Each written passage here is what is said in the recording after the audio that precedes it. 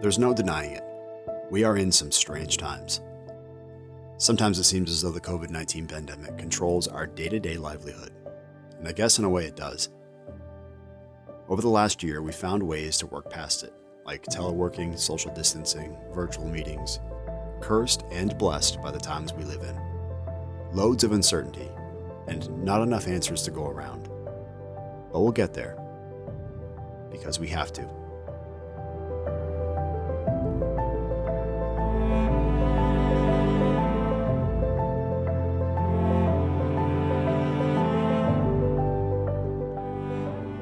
I'm Master Sergeant Andy Sinclair, and this is the MAINEiac Radio Show, episode 49. We've brought in Dr. Dan Gott, the Wing's full-time flight surgeon and provider. He's part of an elite team of professionals and experts down in the medical group, and they've been tasked with an unbelievable and historic mission: vaccinate the MAINEiacs. And guess what? They've been doing just that. Dr. Gott, thanks for joining us. Can you fill us in? Tell us what's going on. Well, one of the things that's a large priority right now is because of the pandemic, we're trying to keep all of our troops as safe as we can. We need to be able to be there to serve the needs of the country. And in addition to that, to do that, you need the manpower and people not out of work because of illness. So there is a big push at this time to offer this COVID vaccine to all our service members, really in an effort not only to keep them and their families well, but also to preserve our resources to be able to meet our mission needs that we have. It's like you already have your command messages and everything all lined up in your head. But for me, that'd be a lot of ums and ahs and well, wait a second. So what's from your opinion or from your perspective, what's that process been like for you guys? It's very busy every day. We have approximately 1,000 people in our unit, and out of those, we currently are at about 40% in terms of those that have already received their vaccine. It's a lot of scheduling. It's a lot of coordination, not only for the members, but also being able to obtain the vaccines. The vaccines aren't all kept in one place. And depending upon the vaccine type, there's a lot of work that you have to do to acquire it. All of these vaccines have specific parameters that they need to be kept at for their cold chain, meaning they have to be kept at certain temperatures. So some of our vaccines are located off-site where they have freezers specifically made for this. And once you take them out of the cold chain, they all have requirements that are there that we need to get them into people within a certain amount of time. Additionally, given that the vaccines come in vials, they come in vials of either 6 or 10 doses. So every time you open a vial, you need to immunize 6 or 10 people with that. So we've been left on a number of occasions hunting down people, looking for just one extra body or 2 extra bodies to give it to, simply so that we don't have to waste one vaccine anywhere. Yeah, because probably I would imagine for you guys, the end goal is to get as many people vaccinated to stay fit to fight, right? Sure. We'd like to be able to get this to as many people that are interested in the vaccine. Because of its emergency use authorization, it's not a mandatory vaccine for us right now. It's all done on a voluntary basis. However, given the results that we've seen from the vaccine and its effectiveness, which is really 94 to 95% effective, I've really encouraged as many people as can get this to do so. It really will reduce the amount of burden that this has on your family. If it isn't even for the service member who is likely a healthy person, because in general, for being in the military, most of our folks are generally healthy. Even if they were to contract COVID, the likelihood is probably good that they would fare fairly well with this. The hard part is that their families also matter. They may have people at home that either have autoimmune problems or other chronic illnesses, and very many of them have parents who are probably getting older. All of these people are also at risk if they were to get COVID. So this is really a way of protecting not only the member and our ability to maintain our mission, but it's also a way of protecting the members' family members as well, and extended family who could all potentially do far worse than the service member if they were to get this illness. So it's very beneficial really for everybody involved. Is it still voluntary or is it mandatory if you're deploying? How does that work? Well, it depends on where you're going. There have been some deployments where the receiving units have said that you need to have the vaccination in order to go. Again, this is so that they can preserve their forces. They don't want to have somebody bring something to them that then can infect their troops over there. So there have been some places that have been making it mandatory that people need to be vaccinated in order to deploy. Other parts of our units, it also impacts as well. We have several groups on base here where a lot of our members naturally have to work in very close quarters. It's just part of their job. And if you work in very close quarters with other people, you really don't have the ability to space out or to use a separate office. While those things may be a luxury depending upon where you're at, there are, just by the nature of what we do, some areas you have to be close to each other, which is going to increase the risk of spread. And so having this vaccine in place to really reduce the likelihood of that spread is really important. And it does have a great effectiveness rate. So knowing that there's that benefit there and the likelihood that it's going to significantly reduce spread to other people is really significant in the benefit that it can have for us. So other than the long hours and the extensive planning and the uncertainty of everything, what are some of the challenges that you and your team have kind of faced with this whole process? So one of the concerns that some people have is that this virus or this vaccine seems rushed.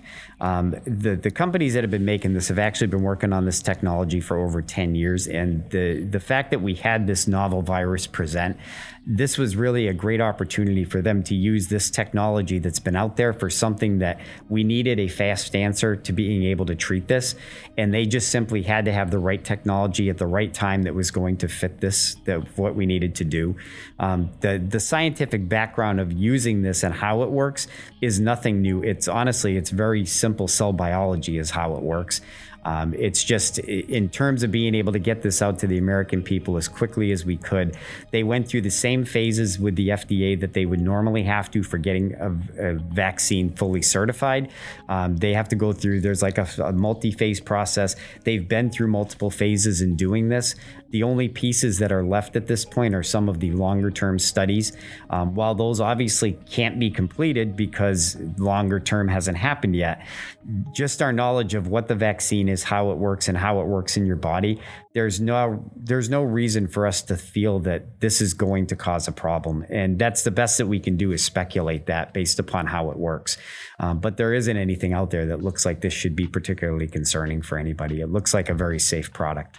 The vaccination itself, does it or does it not shield you from getting COVID-19, or does it just reduce your symptoms? So the way that the vaccine works is that it basically is inducing an immune response and priming your white blood cells to be able to go after the COVID virus if it sees it again. And the way that it does this is basically by exposing your body to the surface protein that's on the COVID virus. You don't actually get the virus itself in the vaccine. All you get is a very small snippet, basically, of what this protein looks like. Your body then makes white blood cells that make antibodies that flood your body and are there just waiting for this virus to come along. So what it does is both of what you mentioned. So number one, if you happen to get the COVID virus and your body sees it, it's going to go after it very quickly. So the fact that it's going to contain this and then let your immune system clean it up and get rid of it means that the likelihood of you becoming sick is extremely low. Additionally, because it's going after it so fast, if you're a vaccinated person, it's also going to be very unlikely that this is going to spread very much either, because the way viruses work is viruses can't self-replicate. They require us to make more virus. So as we get a virus, it goes into our cells, and that's how it begins to replicate, is within our bodies. And then the virus gets released from the cells that you then spread to other people. Well, the fact that you're going after this right from the start means that you're not going to have as much virus circulating in you to be able to get into cells and then replicate. So this should significantly cut down the likelihood that you could spread this to somebody else, because you have to actually make more virus first. And like I said, the virus doesn't have a way to replicate outside of us. So it requires our bodies in order to do that. But if we're going after it very quickly with our immune systems, which are already primed with the vaccine, it should significantly reduce the likelihood of spreading it or offering that virus to somebody else. I haven't heard it explained that way before. It makes a little more sense now. That's cool. So is that similar to how the flu virus works? Like, you know how, like, when I get the flu the flu vaccination. Sometimes I get it and you start feeling a little icky after or whatever. Sure. It's similar to the flu vaccine. So one difference that you have between the flu vaccine is that typically the flu vaccine comes in two different varieties. The most common one that we have is basically an inactivated or attenuated vaccine, meaning that what you get is they actually give you a piece of influenza that has been genetically changed so that it can't infect you. So basically they would call that either attenuated or weakened vaccine. But you're actually getting influenza that's given to you in that way. These vaccines that we have for COVID are different because you're not actually getting the virus at all. All you're getting is the messenger RNA that codes for a surface protein on it. There's absolutely no way for you to get a COVID illness from the vaccine just based on that. But your body's response to it is really the same thing. Your body's going to respond to something that it recognizes as foreign, and it's going to prime those white blood cells basically to put out antibodies and make them. The one thing that we don't know at this point is, we have better knowledge with the influenza virus because we know that the strains change every year, and we also know that our immunity wanes every year. So that's why we have an annual flu shot. We know that that's going to go away after a while. We don't really know what's going to happen with COVID yet. So we don't know whether this is going to require an annual booster maybe. If there are going to be different variants, the annual boosters would probably be much similar to the flu shot where we will have, several different strains in one vaccine that it will cover all of those. So, but time will tell with that. We're not at the point where we have enough information to know what we're going to need yet. All of the people that were study participants for both of these vaccines that are out, what they're doing is that they're monitoring these people, and they'll keep monitoring them for years. They're going to measure the amount of immunoglobulins that they have against this virus so that they can track and see when do they start to lose their effectiveness. And these were all of the people that were very first in line getting this. So as we watch what happens to these people over time and learn what goes on, we'll get a better idea of when we would need to give somebody a booster if needed, or what's the next step at that point. But our volunteers that went ahead of everybody else to get this, they're really going to be the folks that will let us know what we need to do as our next step. Perfect. In your opinion, what is there anything as a Guard member or service member that I should be afraid of in regards to the COVID-19 vaccination? We really haven't seen many problems. Out of all the people we vaccinated, we prepped because of some of the news stories about people having allergic reactions and problems with the vaccine. We've been very fortunate in that we really haven't seen that. The small group of people that seem to have had some trouble on the outside, at least out of our environment, are people that have possibly some really significant allergies. So if people have anaphylaxis from things such as a certain medication or peanuts or something like that, those people have an immune system that seems to already be somewhat overactive, and there could potentially be problems in some of those people in receiving the vaccine. It's probably best that they just work closely with their provider when they're doing it and make sure that you have resources and supplies and equipment available in the event somebody were to have a problem. Well, we rolled out all of this equipment with every time we gave vaccines. We never had to touch anything. The most common things that our members seem to get is they don't have any trouble getting the vaccine, but typically about 10 to 12 hours after they receive it, most people will develop at least some sort of an immune response with it, which generally is some fever, chills, body aches, which lasts possibly 10 to 12 hours and then seems to fade after that. And that's been a very commonly reported symptom with this. I certainly got that with mine. Many other people did too. It's not fun when you have it, but it is fairly short-lived and goes away. But doesn't create any lasting or ongoing problems for anybody. And we all get those symptoms anticipating drill weekends, pretty much. The week leading up to it. Exactly. And so, we've told people just, what, I mean, if you need to, a lot of people just plan to take the day off afterwards, just knowing they're going to be a little down and drained, and it's, if you got to do it, that's what you have to do. But, it's probably better to take that one day and be down than it is to have to get an exposure and now potentially have to be out of work for 2 weeks because you happen to be in the same room or on a bus with somebody that had a known case. So it really allows you to be able to continue working, to do what you need to do, not use up all your time, and, and be able to be there for the missions we have to do. So. Kind of shifting gears a little bit, but what do you and your team need from us? What can we do to help you guys out? I think the biggest thing that we need here on base more than anything is, and this is why I've done some stuff with public affairs with this, A lot of it is dispelling a lot of myths about the vaccine. We're doing better than the general community. Our vaccination rate here is now over 40%, approaching 50%. That's better than the community at large, which I'm very proud of, and I'm really happy that our members are welcoming this and getting this done. We do certainly still have a significant amount of others that need to get it done as well. This is compounded. It is being difficult for a number of different ways. Being a guard unit, we have a lot of people who work full time not doing this. So a lot of them are at work. They're not taking time out of work to come get it. Hopefully, as we continue to offer this over drill weekends when they're here, we'll have more people be willing to take it since they'll actually be here. But because of the pandemic, we have a lot of folks that haven't been here. Our schedules have all been changed and moved around just for safety purposes. So the usual group of people that we're used to seeing every drill, we just haven't had. And I think the other thing that's going to help too is that now that we've had about half our people get this, just as the people that are a little more contemplative about getting this see that everybody else is doing fine from this, that's going to be a positive reinforcer as well. I know that there's probably certain people that have more fears than others about the vaccine, but I think in their mind, it's like, well, I'm going to let somebody else try it first. And I get that. It makes sense. But there have been plenty of others so far that have tried it first. And from what we're finding, people are doing very well with the vaccine. The other thing to keep in mind is that I think that there's a very good possibility that, as soon as the vaccine is no longer under emergency use, all the vaccines will eventually proceed through the normal pathway of gaining full certification.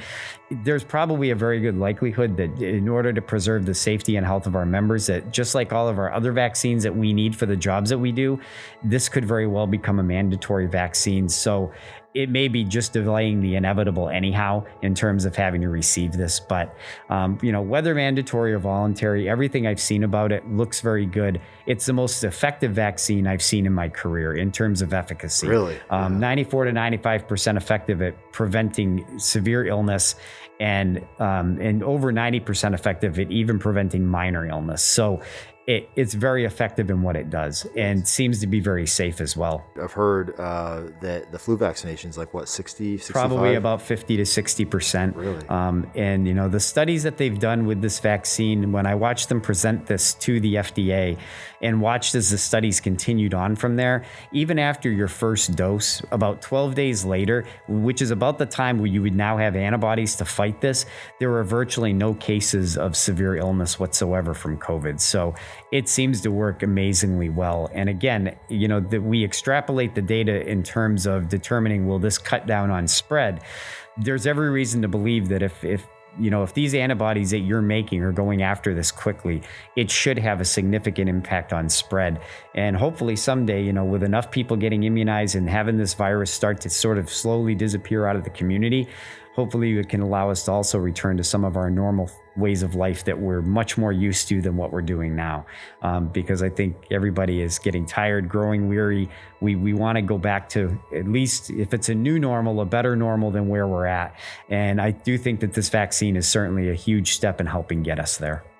And, and it's kind of interesting too that, when we look at our data that we have with everybody doing these extra measures that we've been doing, including the masking, the distancing and whatnot, that this has been a year with the lowest flu rates we've ever seen. So it's really good to know that all of the interventions that we're doing, the vaccine isn't certainly the end all to all of this. I think it's a really big part in terms of being able to get people protected. But all of these other measures we've been doing, both with masking, distancing, rotating schedules, everything that we've needed to do to try to keep our people at work has worked. We have a great track record here on base, especially particularly compared to the general community. The commanders out here have made an amazing effort at trying to coordinate their people and do the best they can to keep everybody safe, keep them at work as best as possible. We have some people working from home because they're able to do that. Pretty much everybody's pulled out all the stops to be able to keep the mission rolling forward despite the pandemic. And I think that our unit has an excellent track record for doing just that. We've continued to do the job we need to do despite the pandemic being there that has seemingly shut down so many other operations. So certainly hats are all off to everybody here at the base that has done such a great job with that. Is there anything you'd like to add, sir? I don't think so. If there's any other questions, I'm certainly available through the 101st Medical Group. If somebody just needs things explained better or they're curious about something they heard, any rumors and myths that we can dispel with this, I think offers the ability to make a better choice for each person on exactly what's right for them. I appreciate it, sir. I appreciate your time, and thank you for coming up and educating us all. Sure. Thanks for having me today. All right.